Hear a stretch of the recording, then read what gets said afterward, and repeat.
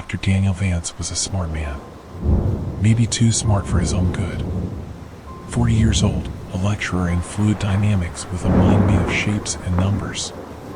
No one knows why, but one day, on a whim, he crunched the numbers on the apocalypse and came to a troubling conclusion. He didn't share exactly what it was he deduced, but given that he immediately quit his job and liquidated his many assets, it's fair to say it wasn't positive. Swept up in the wake of this tremendous upheaval was his wife, a 24-year-old PhD student who had grown infatuated with Daniel some time before. She loved the strange pair of a man who could just as easily build a log cabin as he could explain the idiosyncrasies of an asteroid's orbit. Speaking to Daniel always left you with the profound impression he was right, so when he told her what he wanted to do, she agreed. 15 years and 5 children later, the Vances were living in the distant woods just beyond my hometown. They were enigmatic, richer than the Pope, and extremely serious about their prepper lifestyle. But they were also funny, easygoing, and incredibly compelling to speak to. Larger-than-life survivalists who swept into town with bizarre requests that thrilled local businesses. Vast quantities of cement, iron, lead, and steel were all shipped through the remote mountains so that the Vances could build their shelter. The advanced methods they used to keep it secret were legendary. Daniel had once spent 6 months earning the license necessary to drive HGVs up to his compound so that no one else would lay eyes on it. And on one occasion, when a company had refused his request for GPS tracker-free vehicles, he bought them at wholesale so that they had no choice. So, when they stopped appearing in town during the pandemic, when requests for food and goods stopped, and all contact was dropped, most attributed it to lockdown. They had a bunker and had spent their entire lives training to be self-sufficient in the face of civilization's collapse. Even Alexander, the youngest at just 3, was already collecting firewood as a chore and learning what local plants were edible. Most of us just assumed that if anyone could ride out COVID without breaking a sweat, it would be the Vances. The reality turned out to be something else. When the worst came to light, we discovered that Daniel had used the pandemic as an excuse for a dry run. The family intended to spend 6 months in lockdown and essentially beta test their fallout bunker. 3 months in, and the sheriff received a distress call on the radio. Coordinates were provided by the hushed voice of a sobbing child that most assumed was Alexander, even though that's never been proven. The police arrived and found the bunker still sealed. It took hours for emergency responders to cut into the door, all the while efforts were made to contact the family within, but to no avail. Once inside, police were left dumbfounded. There was no one to be rescued. No bodies. No survivors. There was evidence the door's locking mechanism had failed and trapped the Vances inside with no way out, but if so, where had they gone? Beds and cots lay everywhere with moldering yellow sheets, buckets close to hand with stains all around them. Some doors were barred, others smashed to pieces.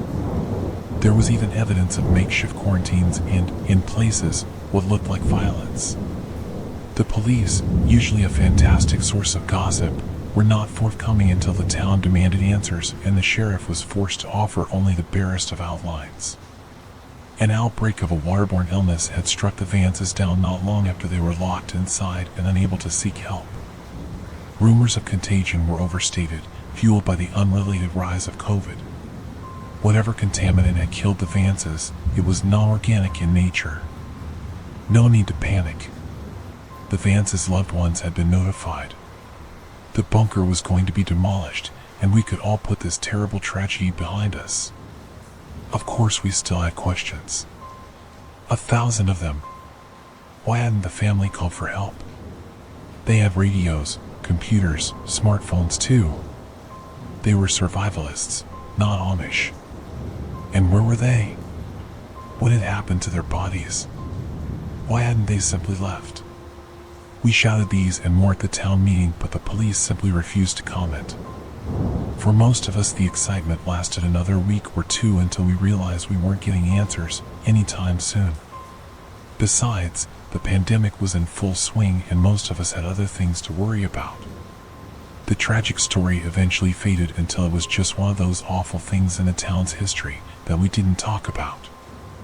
I was as guilty as anyone else of just forgetting about it. I certainly never expected to find the bunker out there in the woods, faded police tape still on the open door that hung wide open with scorch marks around the lock. It stood out in the woods like someone had cut a hole right in the fabric of reality, the darkness so deep and black it almost ached to look at. The sight of it made my heart drop into my stomach. It radiated pain. Does that make sense?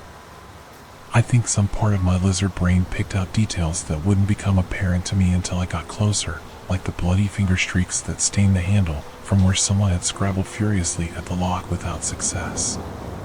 And the tiny viewing window had been smashed with a hammer that still lay nearby. I needed only to glimpse it to imagine the family taking turns to stand there and scream into the woods desperate for rescue. Under any other circumstances, I would have run. But I'd gone there looking for my dog, and my light revealed a few wood paw prints making their way down the dusty concrete tunnel. Half Bernese and half collie, Ripley is the sort of dog who trembles in my arms when a storm buffets the windows and needs his paws held when we brush him. I love him.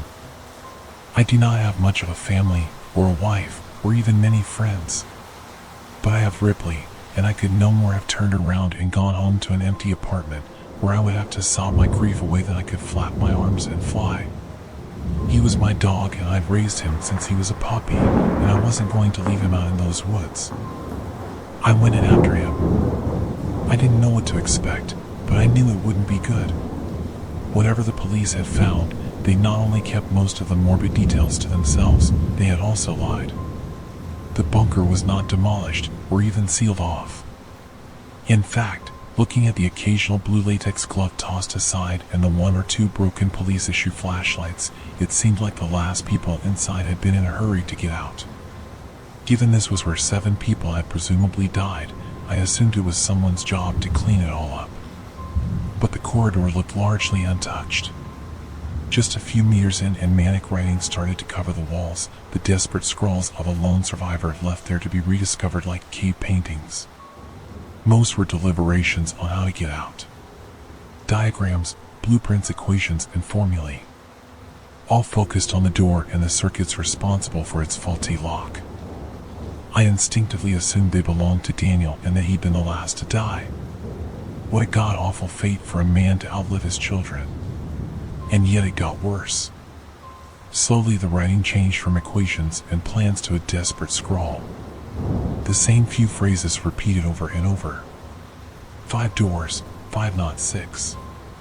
6, didn't make it, 6 doors 6. It seemed like the kind of thing you'd find in an asylum. A psychotic rambling punctuated only by 6 paragraphs right at the end. Each letter was impeccably neat, and each small paragraph was topped with a beautifully drawn Christian cross. Elliot Vance, age 15, a gifted guitarist. He liked boys even though he thought I did not know. I loved him with everything I had. He would have made a great man. Alicia Vance, age 14. She liked to paint and to shoot. She had her mother's mean streak. It would have served her well in the future. Elijah Vance, aged 8. The smartest of us all. These were Daniel's memorials to his family, and seeing the words lit up by my torch was a haunting insight into the overwhelming despair he'd endured. He must have realized that he wouldn't get the chance to speak at his family's funerals or to write their obituaries. This was his last desperate way of making sure the world might one day know them as he did as real people. The words marked the end of the tunnel, standing adjacent to a trapdoor in the ground. It was not open, but the tunnel came to a dead end immediately afterwards and Ripley's prints disappeared at the hatch. I feared he might be in danger, but still I stopped and looked at the bunker door 20 meters behind me. The once gloomy forest looked so bright, even on this cloudy day, the air dotted with rain. A part of me felt like I was leaving the whole world behind as I began to climb the ladder down. I entered a large circular living space that was packed with furniture in little nooks and crannies. The walls were covered with folding beds and tables, and every inch was multifunctional. A dining space could become a sitting space, which in turn might be where someone slept or even exercised. It all depended on what particular bit of furniture you unfolded or unclipped or unfurled. 7 people in close quarters, nowhere near enough privacy. It made sense they went with this cluttered, overlapping use of space. But it was still a large room, bigger than most studio apartments. And there were a few corridors that led deeper into the earth, telling me the bunker had unseen depths. I looked for some sign of my dog and soon found his trail, but this far from the rainy corpse, Ripley's prints were starting to fade. After barely a few meters, they petered out vaguely in the direction of a nearby door. I wanted to follow, but stopped myself from rushing onwards. It was unlikely Ripley was getting out any other way, and I'd do us no good getting hurt myself. I decided to take a look around and quickly spotted a dinner table. If I needed proof the police had not bothered with a cleanup, this was it. The plates were still out, the food rotten to a strange blackened husk. A child's hat lay across one place setting, the once creamy fleece turned a sickly green and yellow. The chairs had their backs reinforced with wooden beams, fitted with long grooves so that something the width of a nail could slide into them. And on each of the cushions were foul-smelling stains that looked oddly like an ass print. I touched one with gloved hands, and the material crackled audibly. Whatever it was, similar stains were on the cutlery and plates, and there were even handprints of it placed firmly on the tablecloth. At first I thought it was blood, but that wasn't quite right. It was too contained to be from leaking blood. On the back of one of the chairs a stain tapered, exactly where a woman's waist would be like a near-perfect silhouette. I shivered as I remembered that Miranda Vance had always been a slim woman and wondered how she had left her imprint on the gray fabric. Using my torch, I saw that these stains repeated in the oddest of places.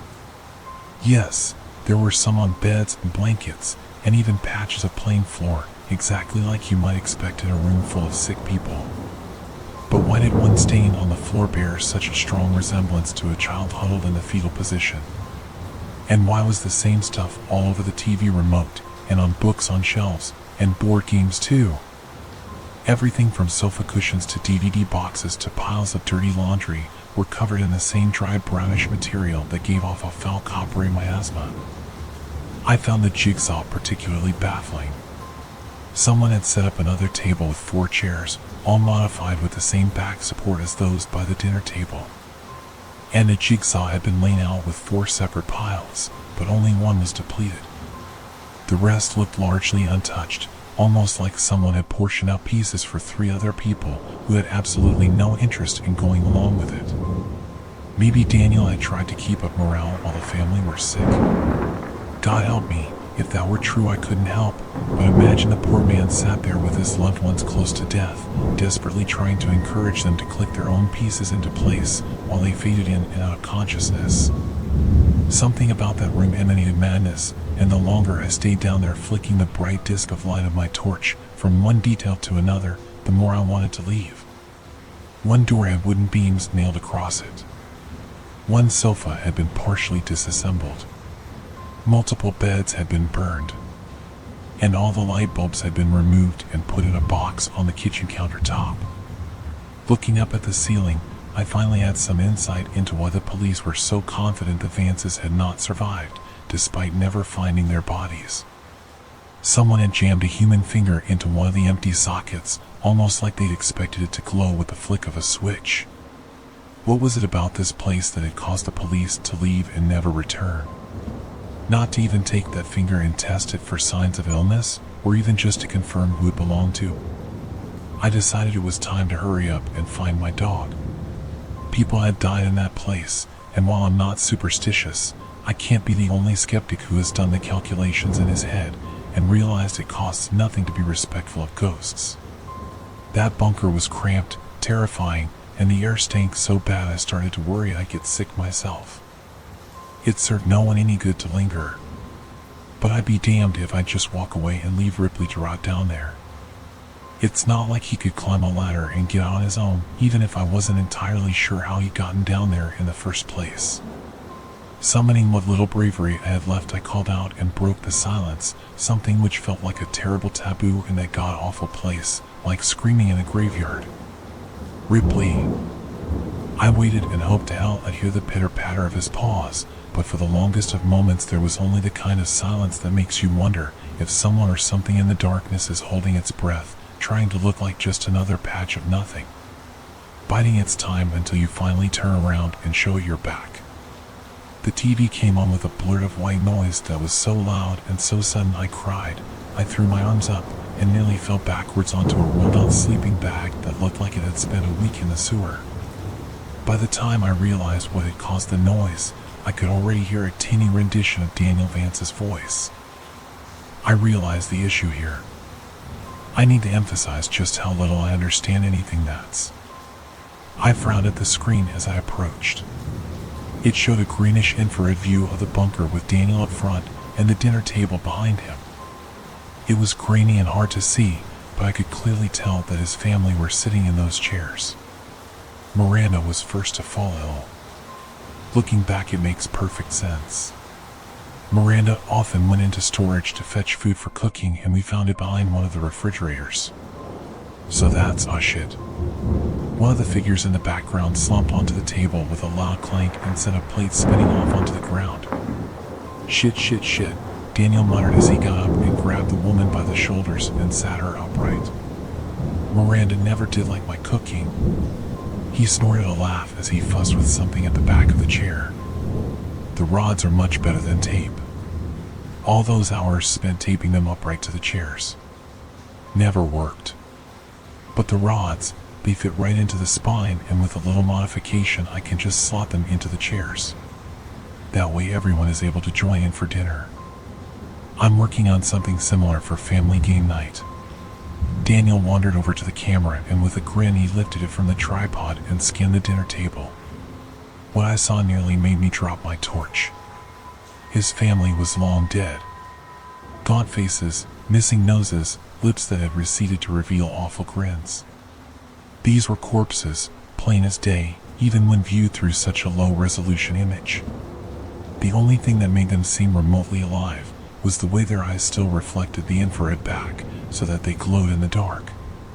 And yet Daniel seemed oblivious to it all. He tousled Elliot's hair, kissed his wife on the cheek, run a hand across one young girl's shoulder.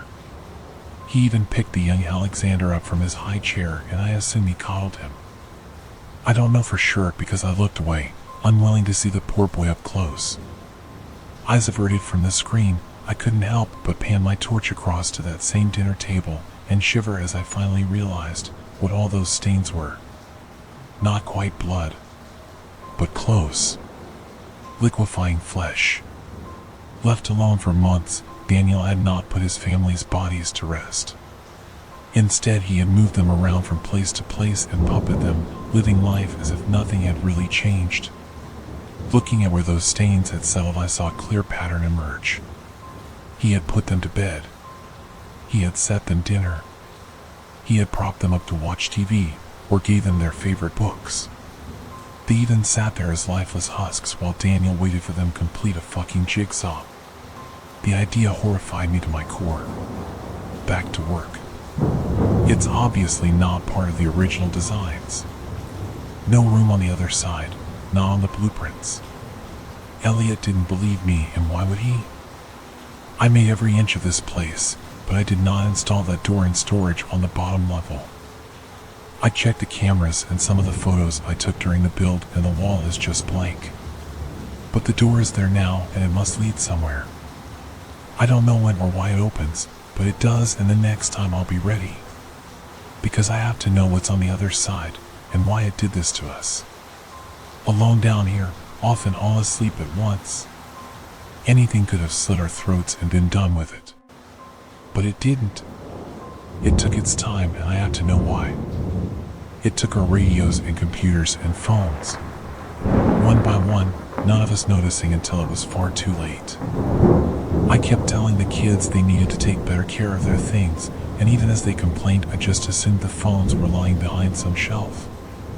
Where else could they go in a locked bunker? But it wasn't the children at all. Looking back, there are so many signs. Who kept taking away the lights? Who kept draining the batteries in our torches? How long did we live with it before we finally realized we weren't alone? Was it here every step of the way? A door out of nothing that leads to nowhere, at least most of the time. Because I know for a fact it does not always open onto a blank wall. There is something behind it. I can hear it shuffling around in there, wet breath rattling in its lungs, a horrible sound I hear roaming these halls when it thinks I'm asleep. I listen to Daniel, fascinated by this strangely compelling rant, when movement caught my eye. An infrared camera running in the dark, its image a roiling mess of uniform noise. What was it I'd seen? I paused the tape and rewound. Squinting, I saw 2 pinpricks of light in the darkness just over Daniel's shoulder. Slowly, the image resolved itself in my mind. I knew what I was seeing and it turned my blood to ice.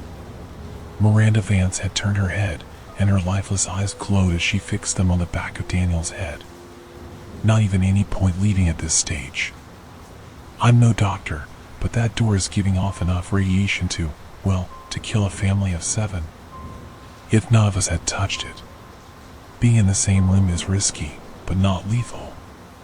But given how sick we've become, it's pretty obvious our curiosity got the better of us, one by one, and we all got too close. Or maybe not. Maybe that thing on the other side came through and did this. Wait, what was that? Daniel turned and the camera stopped recording. The image it froze on was of a lone man, bright as a star in the camera's lens, facing off against unknowable darkness broken only by 6 pairs of white, glowing eyes. I became painfully aware of my position relative to the table, and I had the painful premonition that if I turned, those chairs would not be empty. I would see the Vances, all of them, Daniel as well, waiting for me. Heads turned and bodies left to rot for years in the dark. Behind me something shifted. It breathed, loud and quick. I knew what it was. I knew. It came at me so fast that when I felt something hot and wet touch my hand, I screamed, only for the presence to suddenly recoil. But then, without hesitation, it leapt at me and bore me to the ground. I wept as Ripley licked my face. He was shivering and, worst of all, silent, which was not normal. He was not a quiet dog, not when greeting me and not when excited like he was now. But whatever he'd seen down here, he clung to me and dug his paws into my shoulders like he wanted to be cradled over the shoulder, something he has been too big to do for years. "Oh, you fucking idiot," I cooed in a soft whisper, and even in the dark I could feel his tail wagging.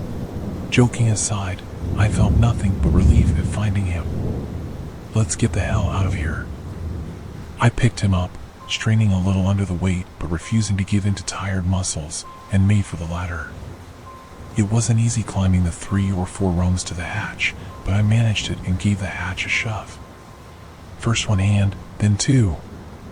Again and again, with everything I had, but still that hatch refused to budge. Shit. I cried while pounding at it with my fists, but all I achieved was a sore wrist. The hatch had jammed when, somehow, the handle had been snapped clean off. Now I need a pair of pliers or something to cut through the metal bar locking it shut. My fingers couldn't move it, nor could I brute force the hatch open. The metal bar was an inch thick, and at the very least, I need some tools to get at it from this side. At least it's fixable, I thought as I climbed back down and caught my breath. On one wall I noticed a simple diagram of the bunker made in chalk. It had 3 floors. The bottom was storage. Daniel had mentioned that before, and I noticed that he had drawn through it with a large red X, and the top floor was labeled quarters, where I stood now. But the middle floor was labeled workshops, and it was there I realized that I'd find what I needed. There was one door that opened onto a concrete stairwell, and, standing at the top, I shone my light down the spiraling guardrails, unsure of what it was I hoped to see. There were only harsh shadows and the sense of something foul rising up on the air. A smell that tickled my throat and burned a little in my lungs. Had the police even gone down this far? Had they seen what I'd seen on that TV and just left? Somehow I thought it was unlikely that it had been enough to send the entire sheriff's department running, so was it something else that had done it? Something that had been enough to terrify dozens of armed men. Something that was almost definitely down there. The door. I went down quietly. At first I considered leaving Ripley behind, but after losing him the first time, I decided I'd rather risk it, just to know that he was right next to me. Besides, he was being quieter than I was, and I didn't feel much like going down those stairs on my own. He accompanied me with only the quiet click-clack of his paws on concrete, a sound I found deeply comforting, as I barely managed to keep my torch from shaking in my hand and my breathing steady. Down one floor I found the workshop exactly as you might expect. A large space filled with generators and fuel and water tanks and boilers and heaters and pretty much anything and everything that you need to survive, but which you couldn't put outside due to fallout. Wires, pipes, and tubes ran from one end of the room to the other, and even years later, most of the machinery still hummed in the pitch-black emptiness. An idea I found deeply unsettling. Taking one look at that strange tangle of harsh shapes and industrial figures looming out of the walls and floor, I shivered and looked around, quickly finding a small area Daniel had cordoned off for his own use. About a fifth of the total floor space, there was a large workbench and some seriously high-end machining equipment, all very well used. Lathes, buzzsaws, drills, belt sanders, welding torches. Everything a man needed to do it himself, and Daniel had been busy. I'm not sure exactly what it was he'd been working, but there was an arm on the bench. It sat atop a pile of papers that had slowly turned brown over the years, until the whole thing looked like it had been soaked in tobacco spit. On the whiteboard was a faded but still visible diagram of what looked to me like a ball and socket joint. I thought of the tape, of Daniel's little mechanism to keep his family upright, and then looked at the arm and suppressed a momentary gag reflex. I don't know if Dan had been working on posable limbs, or just a way to put the decomposing remains back together after they'd started to fall apart, but the size of the arm suggested a preteen child, and he'd left it out on the surface, like it was a disassembled clock. It was also missing a finger. Just how fucking crazy was he?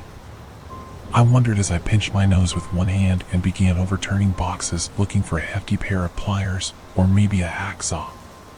Ripley backed away from the noise, but once I made sure he wasn't going anywhere, I carried on grabbing and pulling at box after box, hoping I'd find what I was looking for.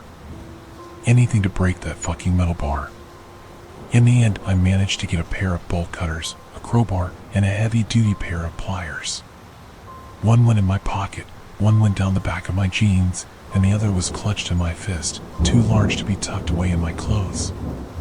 The bolt cutters felt hefty in my hand, which was a bit of comfort, but that feeling didn't last long. Something moved in the darkness, out there in the twisted jumble of shadows, cast by all those pipes and wires that ran from one machine to the next. A figure moved. Thin, but unmistakably human in its outline. I couldn't help but remember what I'd seen on that tape. Surely it couldn't have been real? Maybe Daniel had rigged something up. Some fishing wire and a motor, maybe? The idea that those bodies had been moving on their own. I couldn't be sure of that, could I? It was a frightening idea, one my mind had latched onto out of sheer panic. That was all. And then I saw them. A pair of white pinpricks reflecting back at me from the depths of that cluttered room. Ripley, already behind me, had nuzzled into my leg, pushed even closer against me, and let out a barely audible whine under his breath. The behavior of a dog who was terrified, close to pissing himself with fear. Just a bit of metal, I told myself as the light shook so violently in my hand, I struggled to see straight. Just two shiny bits of metal. They blinked and began to come towards me. If I had any doubts left, they were dispersed by the sight of a pale white hand emerging into the light. I ran straight to the stairs and went to climb them, but only 1 or 2 steps in and I saw something gripping the handrail on the top floor. A moldy clump of flesh only just recognizable as a fist. The flesh withered until the fingers were basically bone. Without meaning to, I brought my light up out of habit, and I saw the bloated face of a hairless corpse glaring down at me. I couldn't even tell you if it had been a teenage girl or the 60-year-old Daniel. Either way, I instinctively turned and found another body shambling towards me out of the workshop. I was trapped, nowhere to go. By the feel of warm fluid on the back of my leg, I could tell Ripley had finally pissed himself. An adult dog, tail between his legs, shivering like a puppy and desperate to be picked up. God, I needed him to just stay together for a little longer. I couldn't take him in my arms, but I couldn't leave him behind either. With nowhere to go, I ran down and entered storage. There was the temptation to stop once I hit the bottom. Down here the air was thicker and the sounds of my breathing were muted, somehow distant. But I only had to look back up to see 3 pairs of eyes glaring down at me, so without giving any of it much further thought, I barreled down the corridor and stumbled onto a door at random.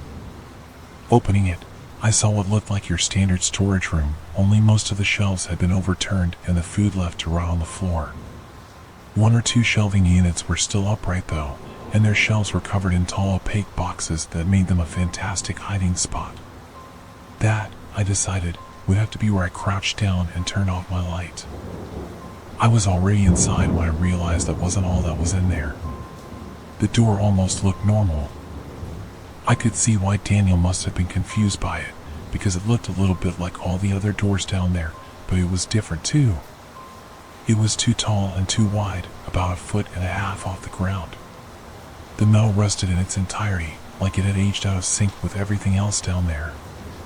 All around the jam was a profusion of wet soppy moss, like the kind you find hanging off trees in a swamp, and every few seconds the door would leak something strange and oily, like the kind of thing you find in a parking lot on a rainy day.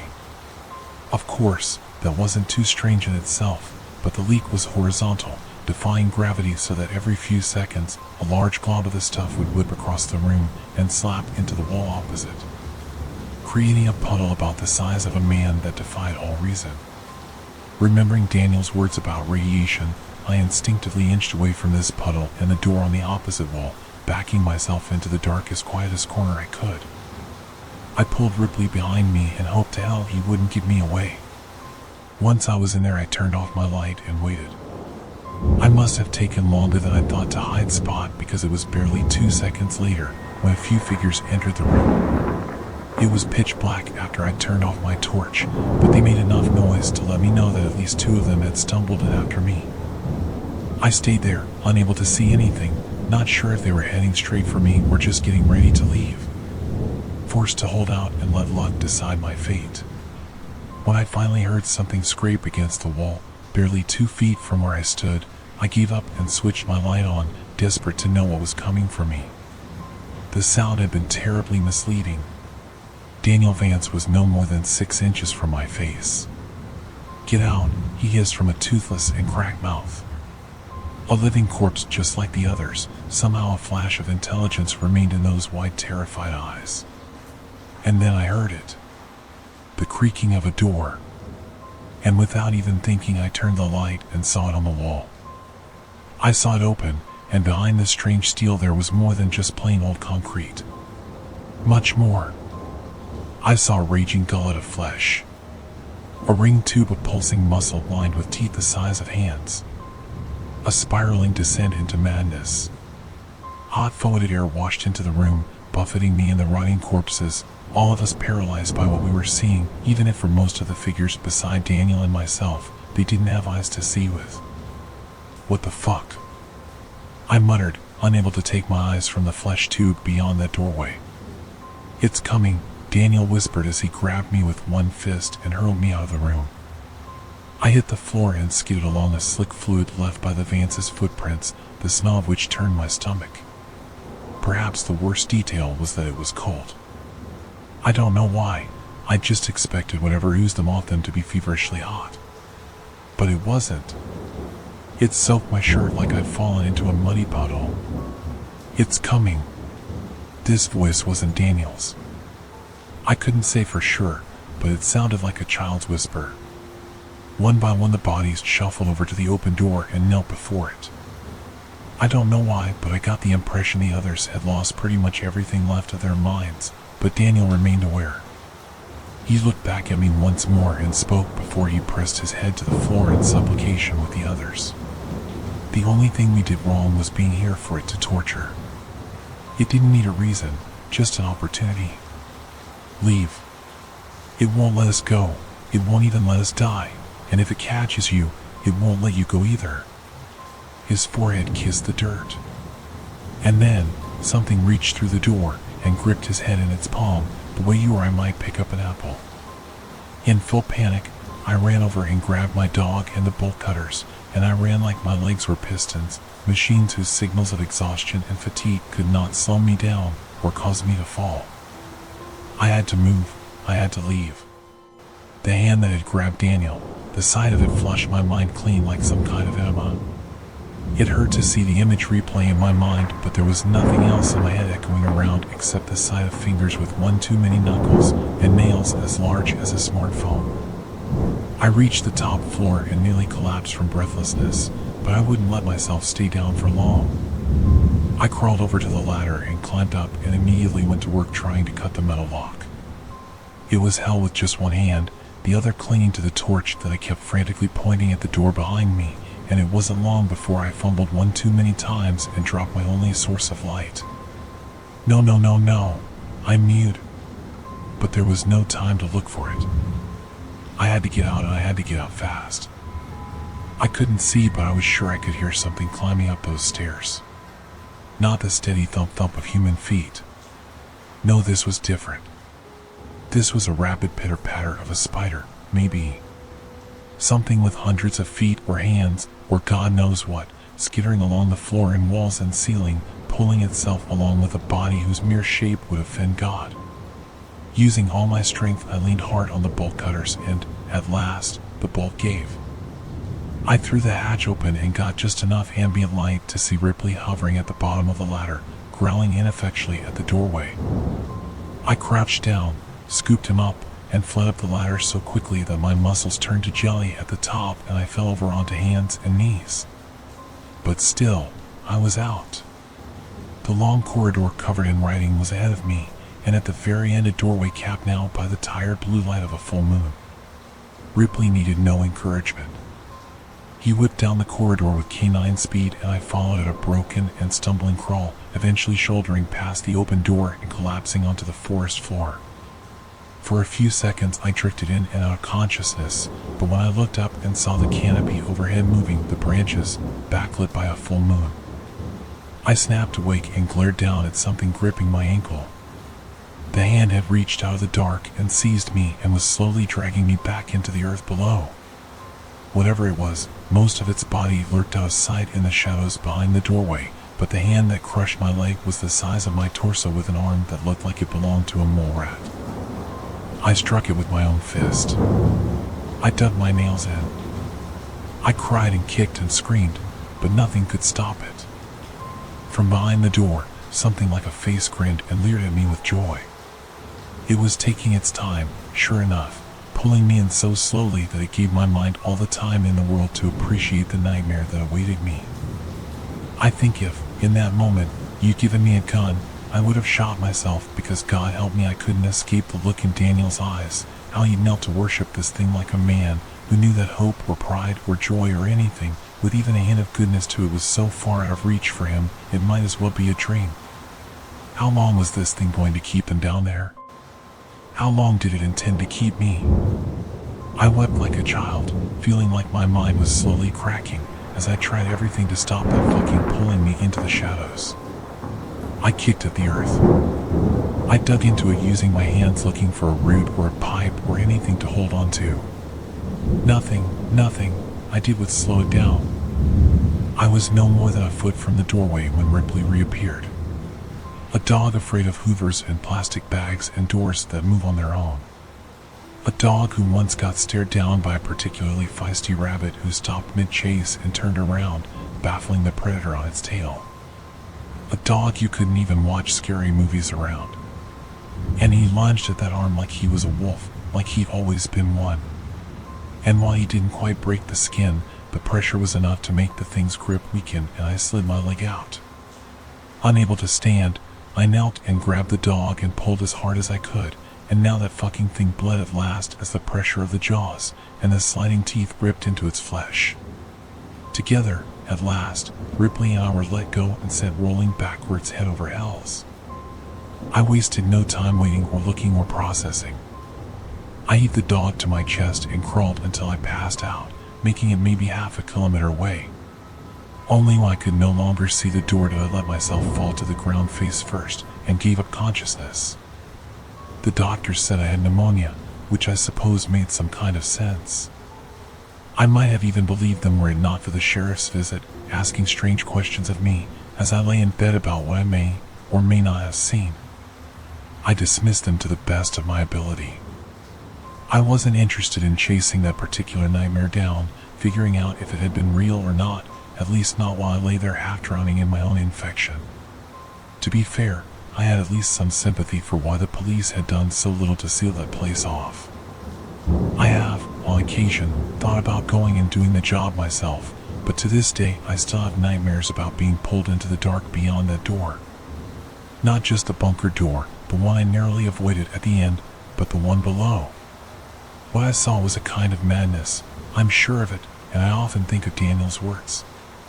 It didn't need a reason, just an opportunity.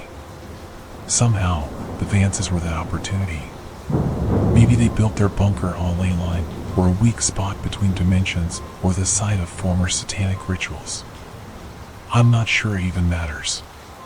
They went into the dark thinking it'd be a safe place to wait out the world's troubles, but something had been down there waiting for them, waiting for a chance to get a family of 7 people, to lock them in and deprive them of escape and slowly take from them everything it could. I've moved since then, couldn't help it. It wasn't just the memories you see. It was the shortwave radio I kept in my basement. Something my father passed on to me when I was just a boy. God, I'd forgotten about it, at least until I woke up one day to the sound of it blaring white noise down in the dark. And buried in that sound was the faint whispering of a man, his voice barely recognizable, but unmistakably his.